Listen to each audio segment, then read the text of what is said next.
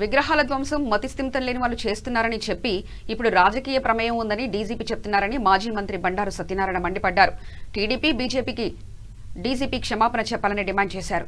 ఏ వివరాలు లేకుండా ఫేక్ గా డీజీపీ మాట్లాడవచ్చా అని ప్రశ్నించారు. జగన్ సజ్జల ఇచ్చే స్క్రిప్ట్ చదవడమే డీజీపీకి పనిగా మారిందని విమర్శించారు. విగ్రహాలను ధ్వంసం చేస్తున్న వాళ్ళను గుర్తించేలా పోలీసులు చొరవ తీసుకోవాలని ఆయన విజ్ఞప్తి చేశారు.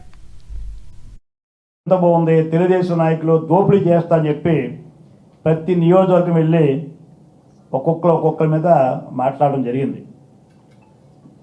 సంతోషం, నువ్వు ఏదో చెప్పావు, మంచిదే. నడుతున్న విజయసాయిరెడ్డి గారిని మరి ఇన్ని నీతి కప్పుడు చెప్తున్నావు కదా విజయసాయిరెడ్డి గారు, అసలు ఆవేళ పెందుతు రాలేదైనా అంటే ఆవేళ రామతీర్థ తెలిపినట్టు ఉంది చంద్రబాబు అడ్డుకు వెళ్ళడానికి. మరి పెందుతు వస్తే ఏం మాట్లాడను అని అనుకున్నాను, ఆయన రాలేదు పెందుత్తి. చోడవరం వెళ్ళి నా గురించి అన్నారు. సరే, నేను ఇంక నా గురించి కౌంటర్ ఇచ్చుకో ఇవ్వదలుచుకోలేదు విజయసాయిరెడ్డి గారికి. మేము లాస్ట్ టైం సవాల్ చేశాను, ఏదైనా ఉంటే రికార్డు పరంగా రానన్నాం. ఇప్పటికొచ్చి ఆరోపణలు చేయడం తప్ప నిర్దిష్టంగా ఎక్కడ నా మీద ఎటువంటి కాగితాలు సబ్మిట్ చేయట్లేదు. సరే, ఆయన యథావిధిగా మాట్లాడుతున్నాడు.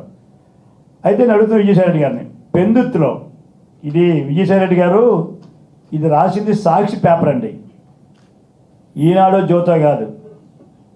సాక్షి పేపర్లో మీ ఎమ్మెల్యే ఎవరైతే మీ పెందుత్తి అదీప్ రాజు గారు ఇచ్చిన ప్రెస్ స్టేట్మెంట్, మరి అన్ని భూములు లాక్కుంటున్నాం, ప్రభుత్వ భూములు ఎక్కడున్నా సెంట్ ఉన్నా లాక్కుంటాం, మా పార్టీ వాళ్ళు ఉంటే సస్పెండ్ చేస్తాను అని చెప్పిన విజయసాయి రెడ్డి గారు ఒక్కసారి మీ ఎమ్మెల్యే స్టేట్మెంటు కావాలంటే చదువుతాను, ముందుకు వచ్చిన ముక్కలో మిగతాది మీకు పంపిస్తాను.